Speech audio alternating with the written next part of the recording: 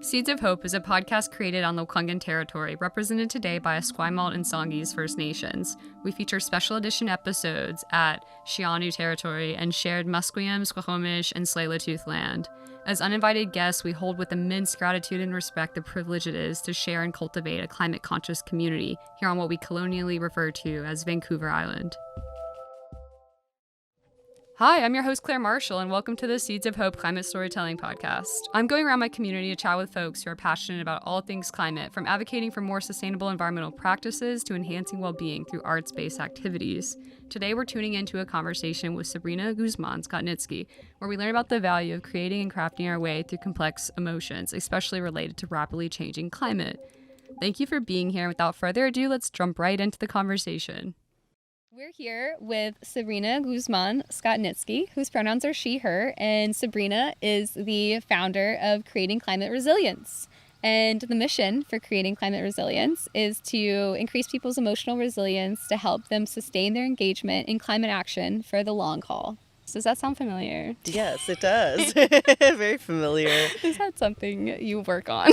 Yes, and thank you so much for having me as your first podcast guest. I feel very honored. Creating Climate Resilience is a project that I've been working on for the last few years that came out of my master's research on how visual art making and dialogue can support young people with the mental health impacts of climate change. Mm-hmm. So things like climate anxiety, ecological grief, burnout that people are experiencing related to the climate crisis, but also obviously the intersecting issues because climate change is so intertwined with other global issues. And so, yeah, it's been very exciting to basically facilitate art making workshops with people that help them express their feelings around climate change. When did this idea come to you? Because I feel like I started hearing about climate grief and eco-anxiety literally when COVID started, like in 2020. Was that something you were thinking about like before COVID, or? So I've heard of the term climate anxiety for quite a few years. I would say the first time I heard it was actually like 2019 probably. And it was like another young person who was, in an event with me and was having like really intense climate anxiety and was telling me about it. But I hadn't really identified with that term, which is kind of strange in a sense because I've been part of the climate movement since I was 15 and I definitely experienced it, but I guess I just didn't have that terminology. And then in 2021, so similarly like during the pandemic, was when I actually was like, okay, yes, I'm definitely feeling climate anxiety. And that was directly tied to the extreme weather events that happened here in British Columbia. So the heat dome, the wildfires, and then the atmospheric river that all happened within a span of like 8 months. My family, like my grandparents, were evacuated from their home for a month because of wildfire smoke in the interior of BC. And so it was a really intense period because I was working online around climate and ecological issues, and then also experiencing those climate impacts around me. And so I was just thinking about climate change 24/7 and just felt really overwhelmed. And so for me, that's where I started using my art making as a creative outlet, because I think prior to that, as many young people do, like we think, okay, taking action is how we deal with our anxiety. But I realized that that wasn't enough and I needed some other kind of support for myself. Did you make art before you incorporated like climate and climate anxiety and eco-anxiety into your art? Like, I've always been a creative person, like especially as a young child. Like I was doing like pottery classes, I was doing theater, I was doing all these different things, and I actually went to a theater-based like an arts-based high school for theater, and that was like a really important part of my life. But then I went to grade 12 and I was like, I have to get serious about the world's problems, and I was already organizing at that point around climate change, and so I kind of like shut off that part of myself for many years. And it wasn't actually until I was in third year university that I picked up painting as an adult, just at a class, an event that was offered by the like International Students Center, where they just had like free painting supplies. And I discovered abstract art, which was very helpful for me, because part of the reason I stopped making art, other than feeling like, I had to grow up and be an adult, etc., was because I was very perfectionist in my art making. And so if something didn't look like what it was supposed to look like, I got very frustrated. And so finding abstract art as a medium was so, I guess, liberating, because there was nothing I was comparing myself to or comparing the art to. And I could just focus on the process and how it made me feel. I definitely thought, yeah, my artistic self is very much separate from my climate work.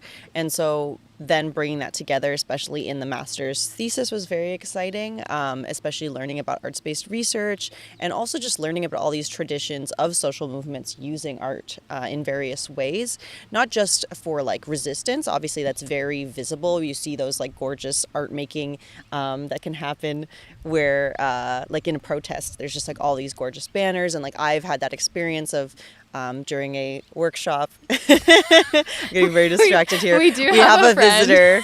Also a gorgeous piece of art in front of us. Next inspiration is yes. drawing the peacock. I kind of love that. That's amazing. Yeah, during a protest in Ottawa that I was part of in 2019, we were gifted these banners that were created by Christy Belcourt, who's like an Indigenous artist who's really incredible.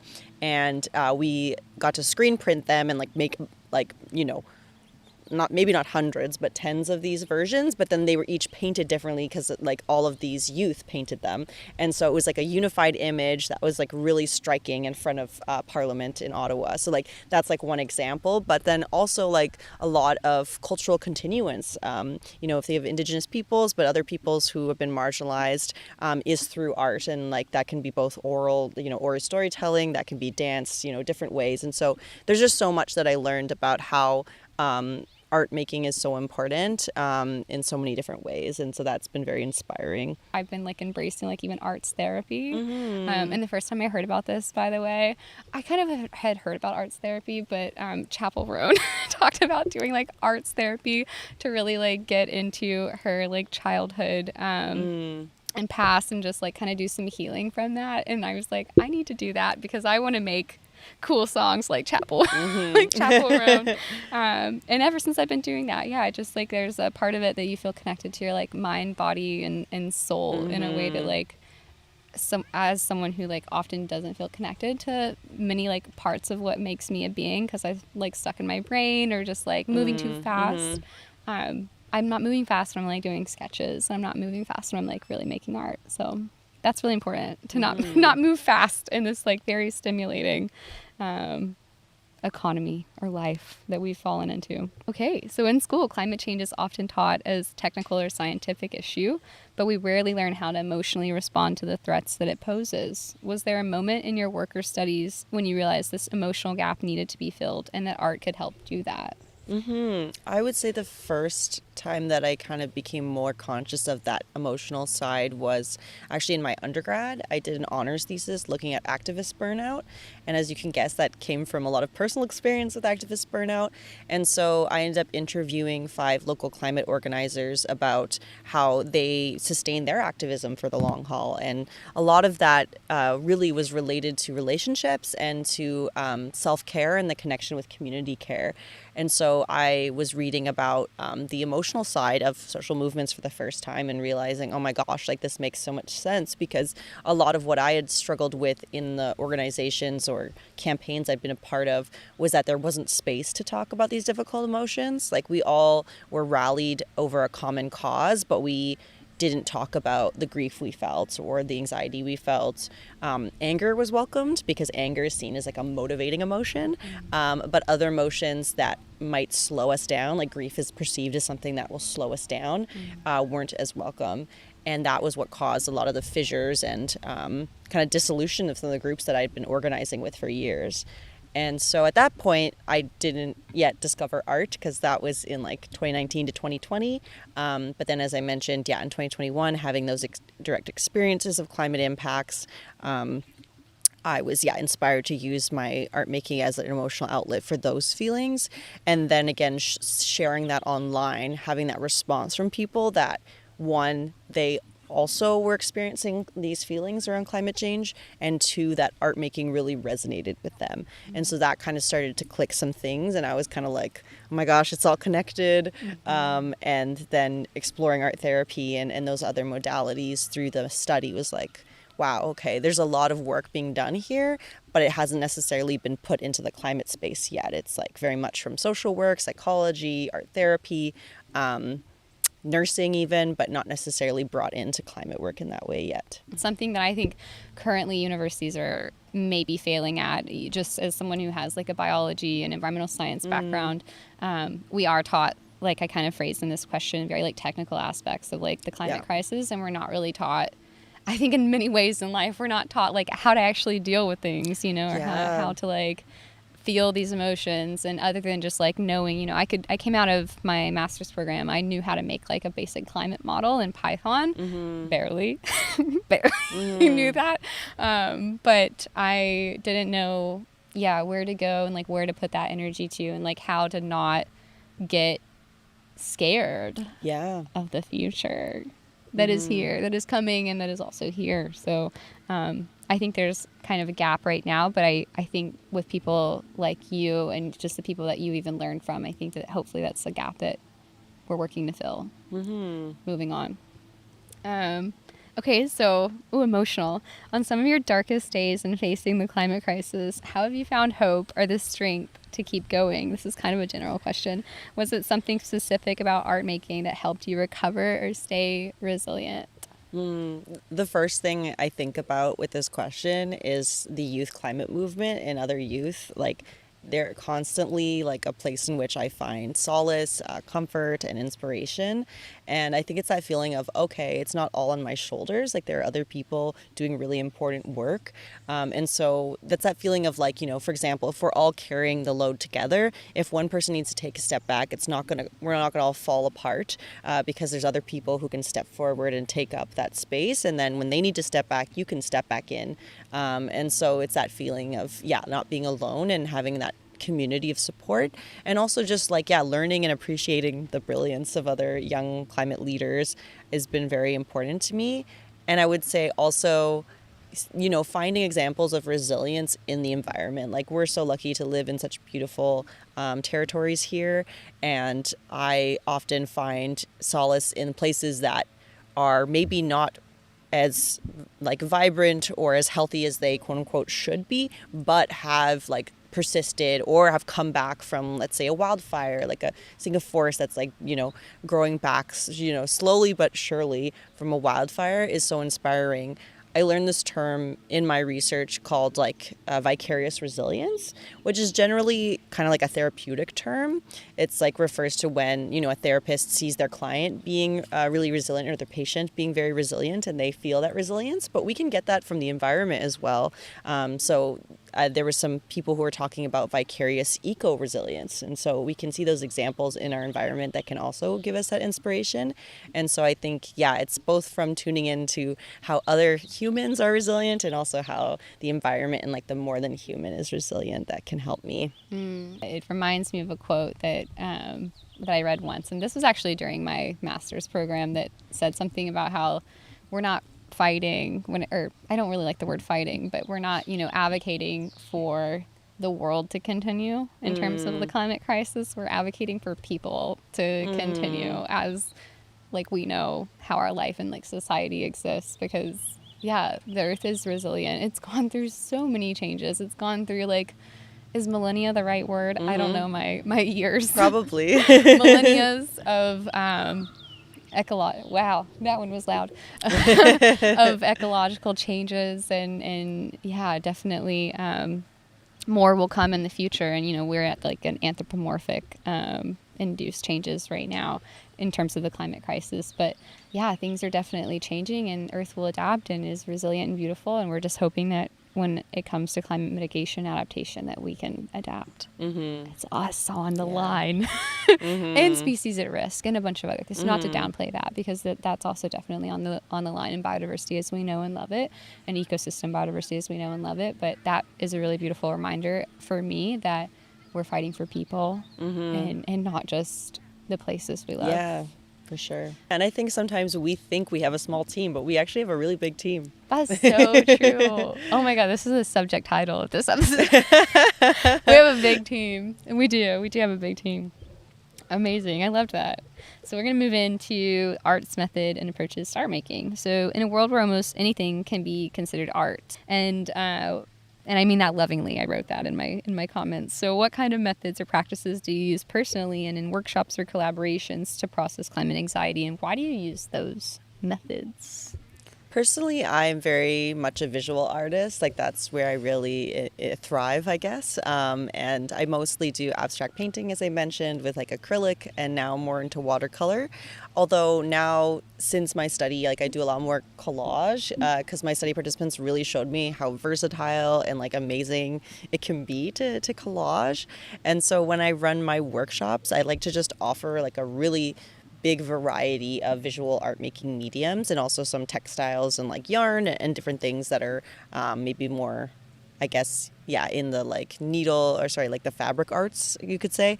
And so by doing that, I'm kind of just like letting people explore what they're interested in. People tend to really appreciate that because, like at your house, you might have sketching materials, or you might have some markers, or you might even have some paints, but you won't necessarily have an abundance of different types of things. And so I really encourage people to experiment and kind of follow their intuition to what they're drawn towards. So it's to kind of like focus on the images or the colors or the textures that really speak to you. And the whole, I guess, rationale behind that is that, again, going back to the perfectionism thing, is that what keeps a lot of us from art is overthinking it, also being too concerned on what it looks like. And so I really emphasize that people focus on how the process feels rather than what the art looks like. And I think that really helps us get into the, I guess, mental health benefit of the art making experience, is being present to it.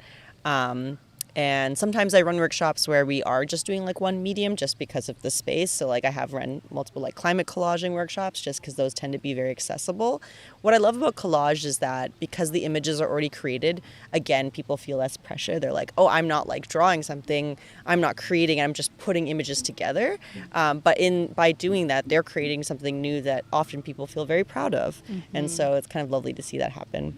That's so funny that you said that, because in my head, I was like waiting for the time to come for me to jump in and say, why collaging? Or like, what do you love about collaging? And that was my guess too, because as someone who has like blank page anxiety, I think there's like a proper word for it, but like major blank page for sure anxiety. Whenever I'm just given like watercolor or just like sketch materials like pen, pencil, I get so scared because I'm like, in my head, I know that this could be a masterpiece. I'm like, this is a blank page. This is how it all started. I could make this the best thing ever. And because I have that expectation of just like, I could make this incredible, it turns out to look like an absolute stick figure. It just is a stick figure. And there's so much of that like anxiety in me that like wants, and I don't find myself like generally a perfectionist. Like I'm quite an abstract thinker.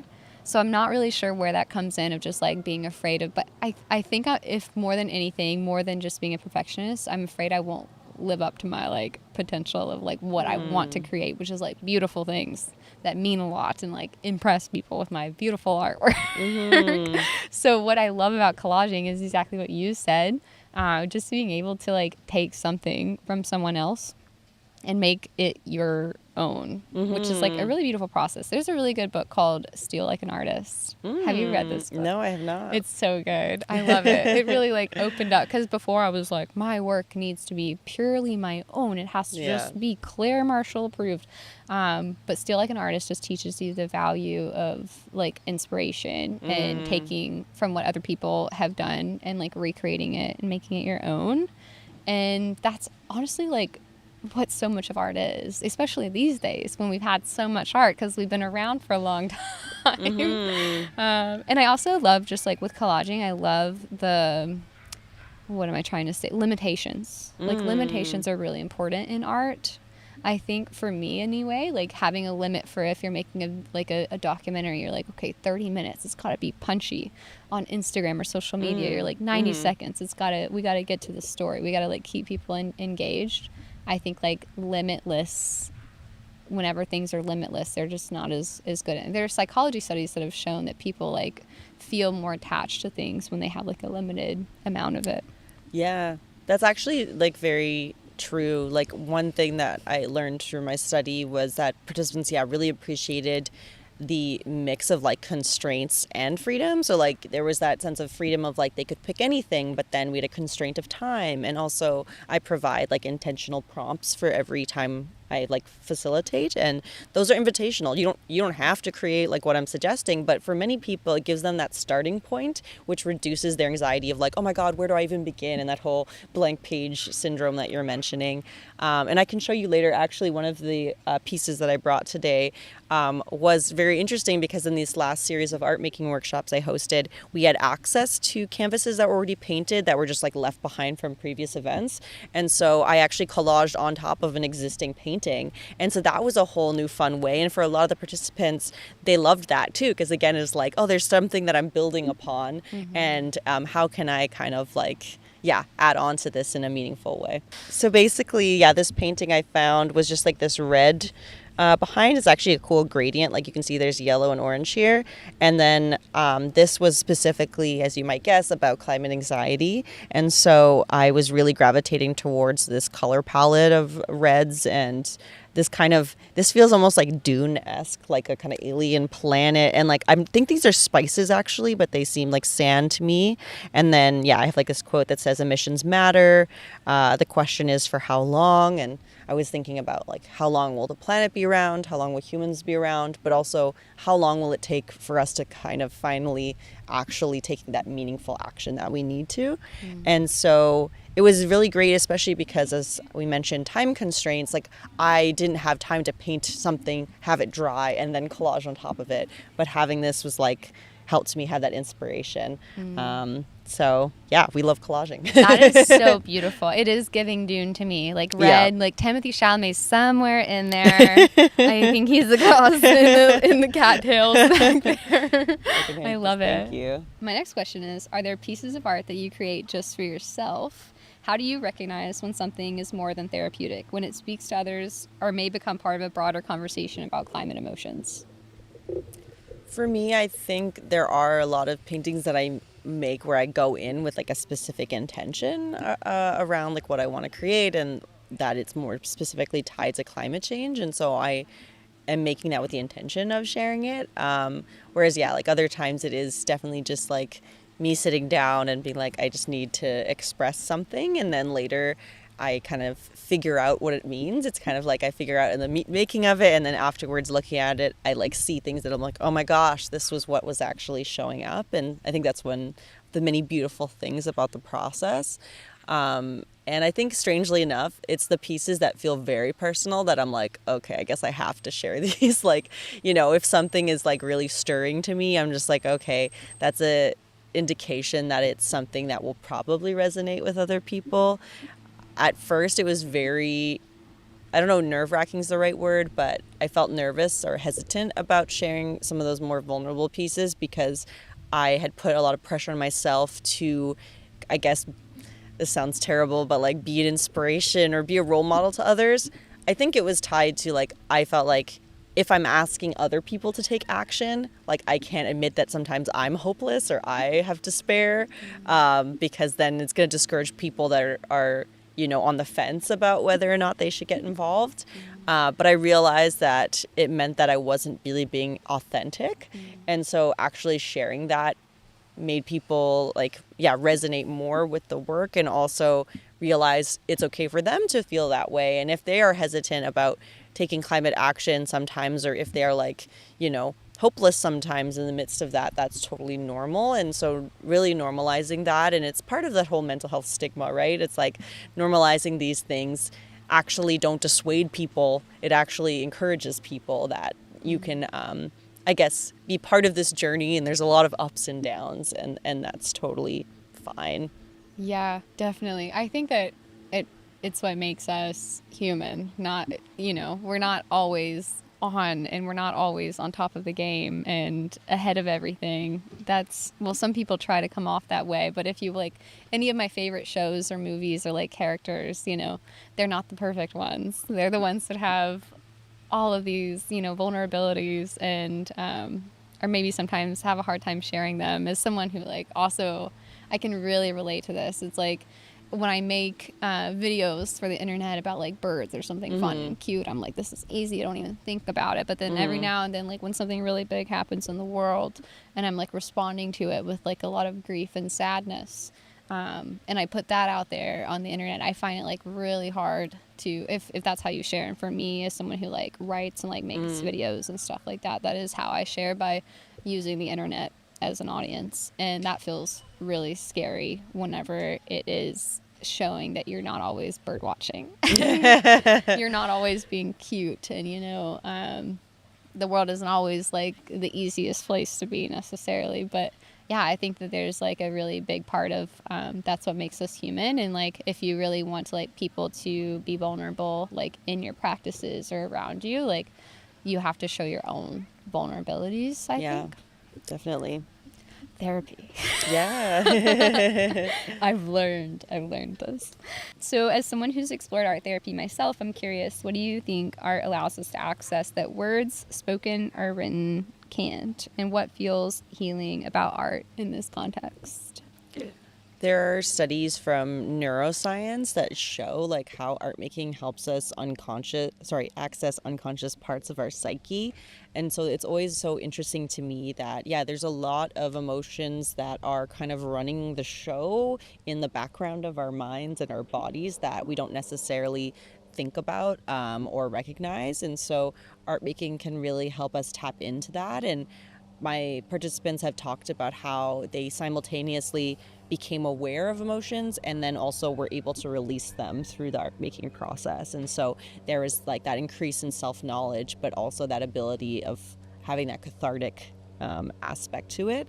And there's also that aspect of engaging like embodied ways of knowing that in our kind of Western society, we're very much shut off from that. You know, it's like the intellect is king.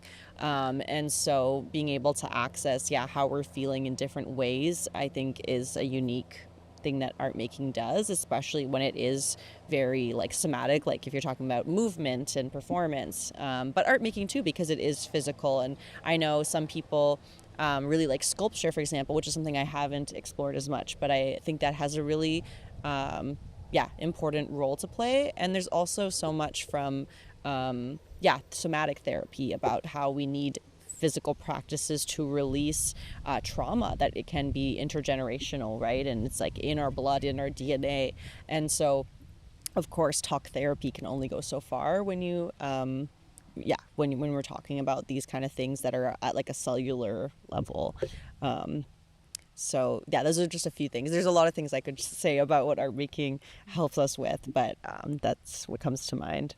One of like the biggest parts of meditating, as far as I know, in my like time with meditation apps, is recognizing your thoughts and feelings and like allowing them to just be there and investigating them and like nurturing them. And I think that art and like especially through like climate anxiety and eco grief is a really good way of just like recognizing them and not just like constantly ignoring them, because I love ignoring my bad. It's not good, but I love ignoring my like bad feelings or Don't we fears. all though? Don't we all? It's natural. I have other things to do besides experience my own grief and embodiment, but you know, that always catches up to you ultimately, I found. And I think a lot of people can agree that even though it's really hard to like talk about big things and big feelings, that there's, like you said, I think you used the word like catharsis, which is just like it's out there and you usually feel much better whenever you state those like darkest feelings and just like get them out in the world. And they don't even always have to be like true or honest or like you know, that can change. Like feelings are so, what's the word I'm thinking of, like malleable or like movable. So like maybe you express that today there's no hope, but like tomorrow there could be. Well, and also there's that aspect of externalizing those intense thoughts and feelings. And so, you know, when you have a bit of distance from them and you can see them outside of you, then you can have a bit more agency in problem solving, and like you can kind of move through that intensity and kind of move it out a bit so that you can then kind of figure out what to do next. Yeah, you can put the feelings and fears like in a photograph kind of, and then like look at the photograph and see it for what it is instead of it just like being inside of you. I think that's like, it's like a little like airplane that you zoom out and you can like actually see what's going on, versus like when you're just like, that's when you're surrounded in it, you don't really see necessarily a way like out or through it. Exactly. If that makes sense. I don't know if that resonates, but yeah, definitely. Your work clearly reflects a deep commitment to youth. I was wondering what draws you to focus on young people in your community-based climate work. One is I really think it's important for anyone that holds, a certain level of privilege in our society to use, the access to resources and privileges that we have to support people who don't have that access. And so for me, I've always thought about like, how can I support the climate movement and support, for example, Indigenous nations who are resisting extractive projects, like other frontline communities. How can I use what I have access to support them? And so for me, I realized that like focusing on this emotional mental health component is where I feel like I have a lot of things to contribute. And especially for youth, like youth are one, like the leading kind of like, I would call them like the what's the term, like the driving force of the climate movement. Like I really see youth as the forefront and also the heart of the climate movement, but also youth are disproportionately impacted by climate anxiety and have greater barriers to accessing affordable mental health care generally, and even more so when it comes to like mental health care that's climate aware, climate informed. Like I had people talk to me and they're like, I've never even considered talking to my therapist about climate change. And most people don't have a therapist that are, young people, especially if you're in remote areas, and finding people who are affordable but also culturally appropriate and can offer you that support is really hard to come by for a lot of young people.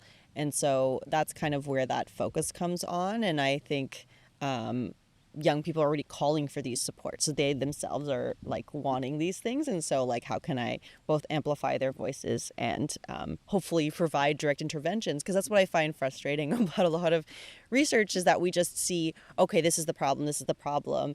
But my study, I was hoping to develop something that could be a support to people right away instead of kind of continuing to point to what's missing, kind of try to fill a gap instead. Mm-hmm. Oh, that's so true. I think that's something with like even like a lot of climate and STEM research. It's just like let's keep finding ways of like solving or like identifying problems and like trying to solve them in various ways that aren't actually like at the root of what is at stake. And young people's and our youth's mental illness is like, or not mental illness, mental well-being, I should say, is at stake when it comes to thinking about our future and just being so uncertain that we will have a livable, generations to come. Things are happening very fast. I feel like climate used to be something that we talked about in environmental science in college, and that like really changed from 2015 to like 2023 when I was in grad school, where it was like climate change isn't in the future, it's here. Yes, yeah. And when that, I still remember that kind of like sitting with me and being like, oh, we're not talking about something that's in the future, we're talking about something that's here. And like ever since then, since like 2020 and beyond, every year I'm reminded in the news that it is here, like climate disasters. You've talked about experiencing them on your own. Like I've also had my fair share, like every single hurricane season that comes is so nerve-wracking as someone who has family along the Florida and like Louisiana coastline. And my dad lost his home to Hurricane Katrina in 2005. And so, hurricane season is just like very much on my mind every single year around the same time wildfire season is coming. So these are things that we are dealing with and will continue to deal with. And I think that's where like climate, adaptation really comes into play, and less so just like mitigation at this point.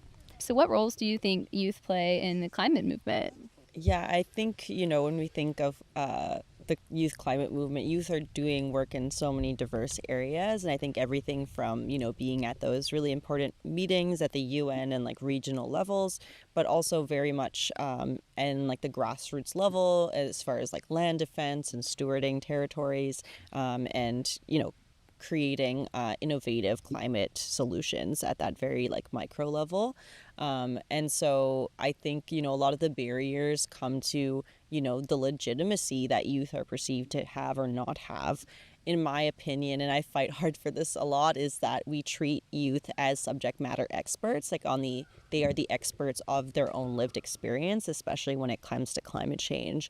But of course, a lot of the media and funders, etc., don't take youth seriously necessarily because they don't have a big track record. They might not have a degree, etc. And so again, it's that valuing of like the intellectual knowledge and a lot of, I guess, our Western ways of measuring these things. And so that's a big barrier. And then also, like, I've had the opportunity to work with youth from the global majority, and language is still a huge barrier. Like, English is just assumed to be the universal language, and so a lot of youth are fighting to have translators at places like the UN COP meetings, because there are youth that have this very direct impact from climate change that can't even have conversations in that space and are excluded from that.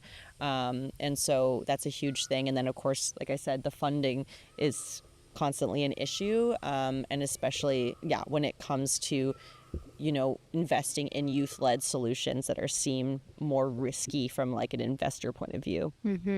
Yeah, those are really good points. And I was just wondering if you could tell us and those who's listening, like, what are the terms that, or what is meant whenever we refer to the global majority? Yeah, so these are countries that I think typically would be considered like global south, and there are kind of confusing terminology around that because not everything is like physically in the south, but countries that have contributed historically less to climate change as far as like per capita greenhouse gas emissions, but are experiencing those more direct impacts. So you can think of many countries in like Southeast Asia, in the Pacific, in Africa, that have that more direct impact. And historically, colonization and other things have meant that they have like higher poverty rates, and these are all things that are not, quote, obviously not their fault. It's historical ways in which colonization and capitalism have played out, but now means that they are on the front lines of climate change. And there are so many really inspiring youth leaders from those countries who are working internally, but also very much on the global stage to raise awareness about these issues. Also, the reason using the term global majority is because the majority of the world's population are in these countries. It's just that we have like a hegemony of North America and for example, Western Europe in the global kind of politics.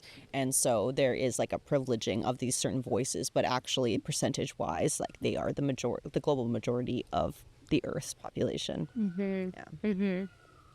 That's a really good point, and it's something I hope that we're leaning into in the future, is just really understanding youth and everyone that are most impacted by climate change, and those that have had the least role in contributing to it, and elevating those platforms. And can you think of any specific examples or any organizations or groups that are working really well to kind of decolonize that space? I know we're largely talking about art making, so if you don't have any ones that come to mind, that's fine. But oh my gosh, I guess the first one that comes to mind is Youth for Nature, so the Digit 4, and they have chapters in various countries, including Canada, but they do a lot of good work, especially around nature-based solutions, which are quite a controversial topic.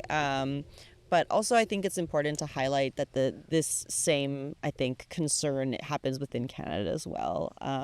Indigenous peoples are have been stewarding their territories and lands and waters for thousands of years and have contributed much less to the greenhouse gas emissions within Canada than settlers and corporations, etc.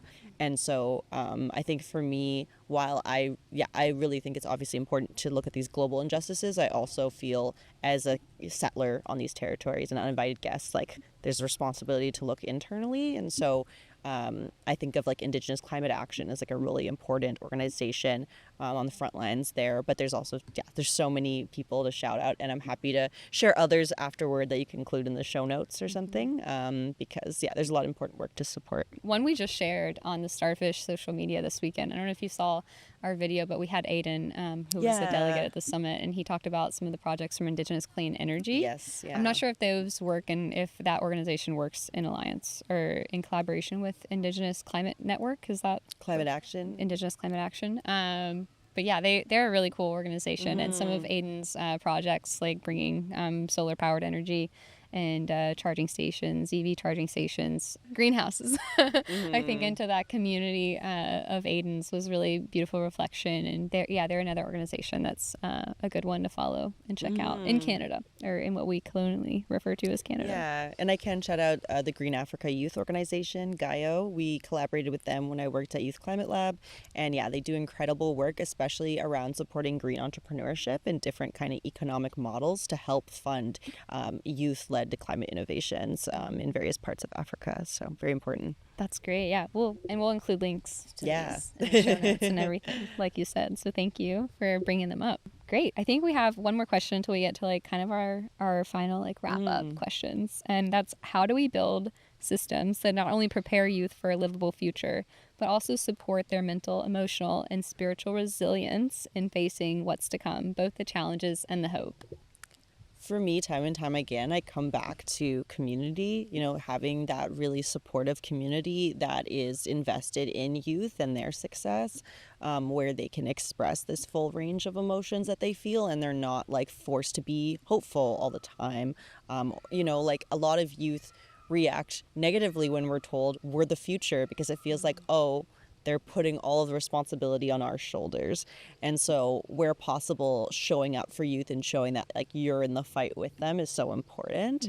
And I think connected to community is really investing in that extremely local, as I mentioned, like scale of influence. Because I think when we feel powerless, it's often because we're trying to influence things that aren't really within our sphere of influence, or are more intangible. For me, I felt the most burnt out in my climate work when I was really focused on that international level, because it was so far removed from my everyday.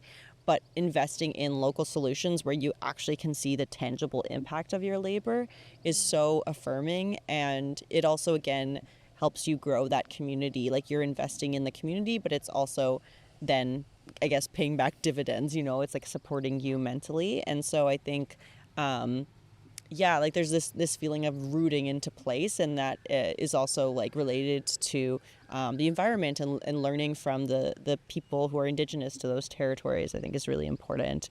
And I think from that, then you can kind of have that, I guess, more emotional support. And I guess the connection to land to me is that spiritual aspect, because I think the more I learn the names of different species, the more I learn like Lekwungen words for things, I just feel a deep connection to this place, and that fuels my responsibility and drive to protect it. That's why I was teaching you about the birds in your backyard. Okay, yeah. Because I felt the same way about bird watching. Not to steal the spotlight for bird watching, but once I actually like took an ornithology class, which is was my last semester in university, and once I like had a name for who was singing around me, and like who woke me up every morning, because the birds be waking you up in the morning. Like they're the first thing. We don't hear like partners or phones. Like usually you're hearing your birds like as your morning alarm system. It depends on where you live, but for me that's what it was. And once I like woke up and I was like, oh my gosh, that is the northern cardinal raising a hoot outside of my window in the morning. I was like, I actually knew who it was, and I put a name to it, and it became, not just like a bird, but a neighbor. Yeah. And so I thought that's a really good part of what you mentioned, of just like identifying what's around you, knowing who it is and who you're sharing company of, birds and non-birds, and Lekwungen names for where we live here, and what we refer to as Victoria. That's really powerful. And I also really love just like your sentiment about local like thinking on a local scale. And something that I go back to is this phrase of like thinking globally and like acting locally. You probably heard that before. And I think that's really important because, as someone who we kind of talked about earlier, if you're getting too big, like if you have too big of these ideas of like how to make the world a better place, I think you can get burnt out really easily when you realize that you are just I feel like just a little person, like a little guy here. Can't make, the world of a difference to the world, but I can make like the world of a difference to my like community. And it's something that I work on here, and like how to be a better community advocate and getting engaged in like local politics. And I've been having like conversations, especially at the Starfish lately, during some of our climate conversations, panel discussions, just of like, for me, the highest amount of government I want to be involved in right now is local government, because it just feels like the most accessible and the most like I can see these people, I know who they are. They're not just like so far away, like in Ottawa or like this other office making decisions without like considering me. Like here where we are, we're like actually like we can reach out to like our local community, and we can take part in federal government too, like, and we should in provincial and federal. But for me, the local government is where I just see like the most I don't want to say bang for your buck, because that's like capitalism term, but the most impact for the energy that we're putting out there. Totally agree. Yeah. Is there a moment or memory from one of your workshops that has stayed with you, or something that felt especially meaningful or affirming? So many moments, and I feel so grateful for like the vulnerability that my participants share with me and their courage in bringing that to a group setting, because I guess I should elaborate that I don't know how much people would know about how the actual workshops actually go, but it's kind of a mixture of like a climate circle where everybody gets a chance to freely respond to a prompt, and then we do usually about an hour of art making, and then we have like a debrief circle. But it was really important to me, this group aspect, again going back to the community building, and so there's a lot of courage that they display. And something that really stands out to me, I think, from actually something you said earlier about your art making process, is one time a participant said, I like making things that are pretty, but climate anxiety is not pretty. And really learning the value of art making, again, as the process. And ugly art can be just as valuable as quote unquote beautiful art. And also, what's ugly to one person can be very beautiful to another person. But I think that mixed with another participant said that when they created something, they were funneling a lot of anger into their painting. And then when they looked at it, they saw love in it. And so there's also that feeling of like, it can really convert these things that aren't pretty into things we actually appreciate. And so I think those beautiful statements from participants have really touched me in that way. I just like think back to my own like frustrations with art, and I can really like relate to that person that's like, I want it to be pretty. And often I find with myself, and like whenever I'm like sketching or making art, when I'm in the moment doing it, I'm like, this looks they're agreeing with us. Yes. I'm like, this looks terrible. And then I go back to it the next day and I'm like, this is beautiful. I love what I was like. So I don't know what it is about the like time, the distance, like temporal distance from me and like a piece of art that I made that I'm like, Claire, like good stuff there. And in the moment I'm like, this, like I just did this all wrong. So I think that that's like also a big part of like my art making process, and but can really relate to the workshop participant that's like, like ugly, like I don't want it to be ugly, but sometimes like ugly is beautiful. There's beauty in it. It's the most authentic expression of what you're feeling. And it makes me think also of this term that I heard from like the UBC Climate Hub, which is like messy hope. This idea of like messy hope is better than no hope. Like imperfect hope is better than no hope, And so embracing a messy hope that is not always like you're not always feeling hopeful on a daily basis, but you kind of veer to that more and more, and then you also embrace the times that you don't feel as hopeful, and those are accepted. And so I think it's again that process orientation instead of like the labeling and the like I'm always it's a journey over the destination type person. Absolutely. No, 100%. And yeah, I've been thinking about hope a lot lately and talking about hope as one would when they're living in the times that we are currently living in. And I told my partner the other day, I was like, I think that we have to be, do you watch Star Wars? I know of Star Wars, yes. I also know of. I'm not like a Star Wars, major Star Wars person. Like, I've seen Star Wars. I couldn't tell you which episodes I've seen or like which movies I've seen, but I've seen many of Star Wars films, and like I've also been to Disney World, so there's that. And I've been to like the Star Wars area at Disney World, which is really, really fun, exciting. But I told her that we have to be like, I think they're called Jedis. Is that right? That's like the good people in Star Wars. And like, even though, is it Kylo Ren? Like the bad guys, the baddies, they're in place doing their thing. The people that aren't like, advocating for a livable future and like trying to make the world a better place, they are definitely at play, and they're strong and they're loud these days, like seemingly more than ever. And we just have to like somehow through all of that, just like have our little lightsabers and like be brave and strong, and just there are days obviously where you're like, why would I be hopeful today? Like, what is there to be hopeful for? And I heard a really beautiful reflection from Michelle Obama, actually, in a podcast that she started with her brother. I think I forgot what it's called. And she's like, let me clearly define hope for you. And she talked about hope is just like the ability to see that there is a positive, like it recognizing it's not good right now. It's not like ideal. The circumstances are not ideal. The occasions are not good, but like seeing a way out of it. And whether we zoom in on like a really big scale in terms of like hundreds of years from now, or if we zoom in on like, even like 5 to 10 years from now, I can see pathways where things aren't terrible. There are ways that could happen. And so that really brings me hope and something I hold on to. Yeah. So what do you hope people feel, think, or do after experiencing a climate resilience workshop? Well, I guess, first of all, that people feel very supported in the space and feel like they were able to work through some things that maybe they didn't have opportunity to before. And I hope that people feel like that's a practice they can carry forward in their life, because I think these are tools that, like, I'm talking about in the context of climate change, but I think that they are tools that can be used for a lot of different emotional stressors. And as we know, climate change is so intertwined with all these other issues in the world.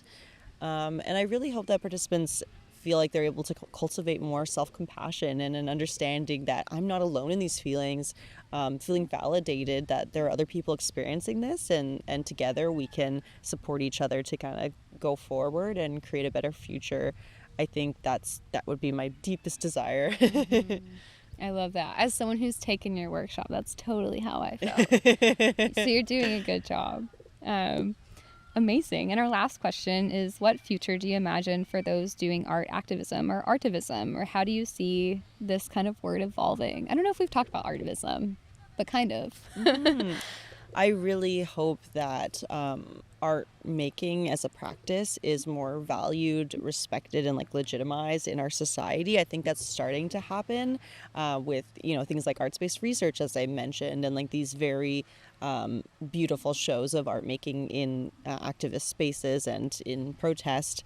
But again, it's still so underfunded, right? And so I really hope that people can be compensated properly for that work as long as we're in this capitalist system, and that it can be taken as seriously as, for example, science or policy making when we're coming to climate conversations. And I think showing young people that, so they don't have to go through what I did, that they can actually cultivate that creative part of themselves while taking action, and those can end up being their profession, but they don't have to be. They can also just continue to be a passion that they continue in their lives alongside other climate work, and that they don't have to abandon it, that it's not something that's superficial or not useful. It's actually something that not only helps you to keep going, but it helps others to keep going, and it's inspirational. And so that to me is just so important, to be like, art is not frivolous. Like, art is what makes us human, and it's how we, cope with these big things in life. I love that phrase about art isn't frivolous. It's what makes us human. I wasn't raised by, my mom is a very talented writer, but I don't know if she would call herself an artist, and she certainly didn't when I was a kid. And so art to me was, I went to a magnet school, which I'm not sure if we even have those in Canada. No. But magnet school was just like, I don't even know what it means. I'll have to, I'll put it in the show notes. But art was like one singular class every like Tuesday for like 40 minutes that we had for like the first like 8 years of my like magnet schooling. And so it was very like infrequent and just like the fun, like not taken seriously kind of class that we were just like, we get to just kind of play, which was really important, but it just like wasn't taken with the same amount of like, I feel like respect as like other classes like STEM and reading and vocabulary, grammar, things like that. But it's so true. Like, art isn't frivolous. It's something that I think at least people that are artists are like very drawn to, and like to be a part of their everyday life. It's our coffee. It's our water, it's going to the movies. And people that don't even maybe call themselves artists, like really are like art advocates, like take in art, like from film. We've talked a lot about like film. I remember that.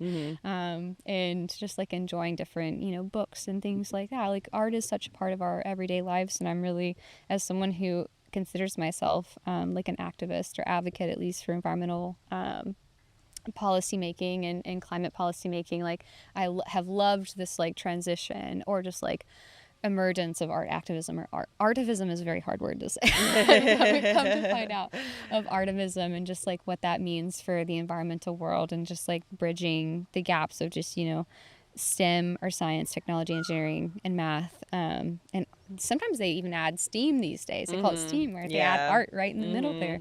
I think that that's fantastic, and I'm really excited to see this direction of like where we're going with art, activism, environmental and climate action, and advocacy.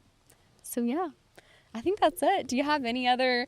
I was trying to think of like how to avoid saying like seeds of hope. Like if you were planting, if you were planting in your little like our minds, like I've heard them be referred to like gardens before, and I really like that analogy of just like it is what you water. So if you water those like kind of doubts and negative thought and imposter syndrome, that those are going to keep reappearing. So like, what seeds are you watering in your mind to give you hope, or just like inspiration to keep making art and keep being a good human? Yeah, I mean, I really like, I think what you were saying about film. Like, for me, I realized that actually, like, appreciating art and, like, going to art galleries, going to see plays, these are things that I didn't really give myself permission to do, especially when I was earlier on in my climate journey, because it felt like a waste of time. But I realized those are the things that bring me so much joy and inspiration to keep going. And so it's actually a really important part of my climate work is having those moments to enjoy beauty and to, learn other things and stories. And again, like that's why art communicates so well with people, is because it's just a different way of learning about things, and we can draw so much from it. So I think that's, one big thing that I've learned about myself. And it's not just even like art as we conceptualize of it as being something created by humans, but like, coming here. And this is a different form of art. Part of it, of course, a part of a garden is cultivated by humans, but also part of it is just nature as well. And looking at, like, for example, the rose garden, like that will fill me up for a week, I'm sure. Absolutely. Yeah. I just saw a swallowtail like butterfly zoom by, so that will also fill me up for fill up my happiness level. Yeah, I love that. This is a beautiful place that we're at here too, Beacon. I think that's all of my questions. So thank you. I hope it went well. Yeah, thank you so much. Thanks for being here. Okay, that's Sabrina, everybody. Thank you so much, Sabrina, for joining us on our Seeds of Hope, a climate storytelling podcast. I think we told some good stories. Yeah, thank you so much for having me. So if people are interested in learning more, they can visit my website, which is creatingclimateresilience.ca. I'm also on Instagram at Sabrina Skotman, which is Skotman, or Creating with Sabrina, which is where all my artwork lives online. I run art making workshops quite frequently in Victoria and sometimes in Vancouver, and I'm always looking to expand to other areas and open to collaborations. But also, if you just want to participate, we offer mostly workshops for young people, but also for all ages. So we'd love to make art with you sometime. So we'll be talking to several other youth change makers making waves in the climate movement over the course of this series. So we really look forward to all of the other folks that are joining us, and stay tuned to our folks at home that are coming along and learning about these stories. And thanks for being a part of it. And Sabrina, thank you for being such a brave and vulnerable and amazing conversationalist with me here. Thank you so much. Today's podcast episode featured Sabrina Guzman Skotnitsky. Special thanks to our camera operator, Britton McCubbin. This podcast was produced with support from TELUS STORYHIVE. Special thanks to the Starfish Canada for helping bring this vision to life. Keep up with the Starfish at www.thestarfish.ca. I'm your host, Claire Marshall. This is Seeds of Hope. We can't wait to see you next time.